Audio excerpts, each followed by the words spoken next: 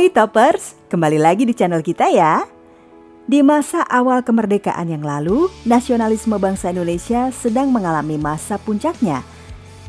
Hal ini dibuktikan di mana pada saat itu semua elemen masyarakat bersatu padu demi melawan penjajahan. Jika kita telisik ulang, ternyata bentuk nasionalisme ini tidak tumbuh begitu saja Toppers, melainkan terdapat peran seseorang yang menyalakannya. Alhasil, kisah tentang nasionalisme itu bukanlah cerita dongeng belaka, dikarenakan pahlawan pendahulu kita sudah mencontohkannya secara langsung. Nah, jika kita harus mengingat momentum apa saja yang berhasil membangkitkan rasa nasionalisme bangsa Indonesia, maka kita harus mengingat 4 pidato yang telah disampaikan oleh Bung Tomo, KH Hasyim Asyari, Bung Karno, dan M. Natsir yang merupakan saksi sejarah bangkitnya rasa nasionalisme tersebut.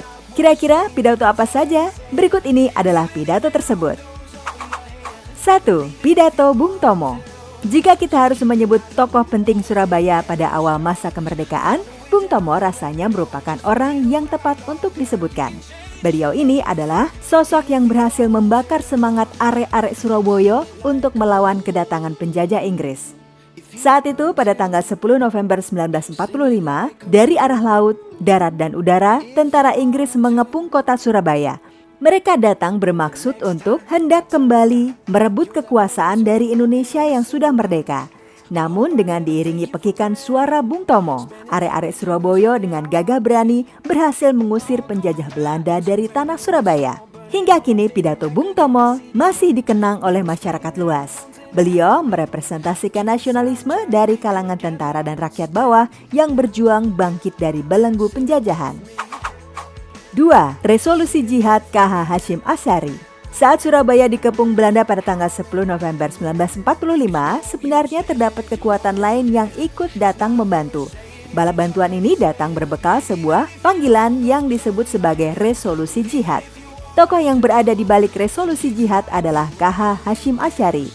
Beliau sedianya lebih dikenal sebagai pendiri Nahdlatul Ulama dikarenakan KH Hasyim Asyari meyakini nasionalisme adalah bagian dari Islam.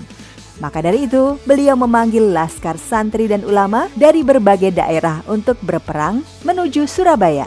Resolusi Jihad hingga kini menjadi sebuah peninggalan yang membanggakan khususnya bagi kaum Nahdiyin, sebutan bagi pengikut Nahdlatul Ulama.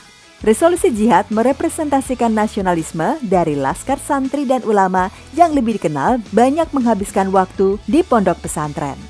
Dalam perkembangannya di masa kini, sejarah emas Resolusi Jihad ini menginspirasi Presiden Jokowi untuk menetapkan Hari Santri Nasional yang diperingati setiap tanggal 22 Oktober.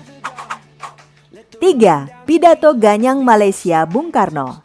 Beberapa perselisihan yang terjadi di antara Indonesia dan Malaysia menjadikan masyarakat Indonesia selalu mengenang pidato Ganyang Malaysia yang didengungkan oleh Bung Karno. Pidato ini bermula saat Presiden Soekarno marah besar dikarenakan merasa dicurangi oleh pihak internasional. Pada tahun 1961, Federasi Malaysia ingin menggabungkan Brunei, Sabah, dan Sarawak ke dalam wilayahnya. Keinginan ini tentu saja mendapat penolakan dari Bung Karno dan justru kemudian disambut dengan aksi pelecehan simbol negara Indonesia di Malaysia. Sontak melayanglah pidato keras Bung Karno yaitu Ganyang Malaysia pada tahun 1963. Hingga saat ini, pidato Ganyang Malaysia masih begitu tersohor di Indonesia. Pidato tersebut merepresentasikan pembelaan harkat dan martabat bangsa oleh pemimpin kita. Dengan kata lain, seorang Presiden Soekarno telah memberi contoh bagaimana harkat dan martabat sebuah bangsa harus dibela. 4. Mosi Integral M. Natsir. Jika ditilik kembali, nama M. Natsir memang tidak begitu dikenal luas jika disandingkan dengan nama 3 tokoh yang sudah disebutkan tadi. Orang lebih banyak mengenal beliau dikarenakan sering berselisih paham dengan Bung Karno.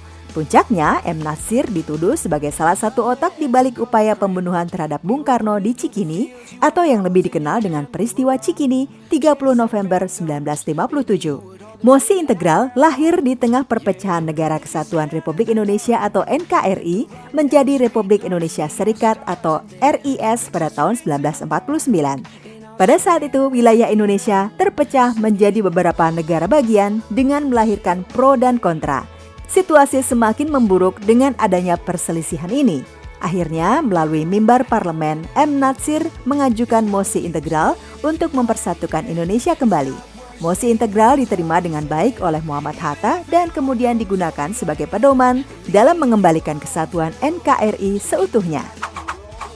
So, itu dia 4 pidato yang membangkitkan rasa nasionalisme bangsa Indonesia. Dari sini kita mengetahui Toppers, ternyata untuk bersatu membangun Indonesia harus didasari dengan semangat cinta tanah air. Dengan demikian, nasionalisme bangsa Indonesia akan bangkit dan berubah menjadi kekuatan untuk melawan segala yang mencoba mengganggunya.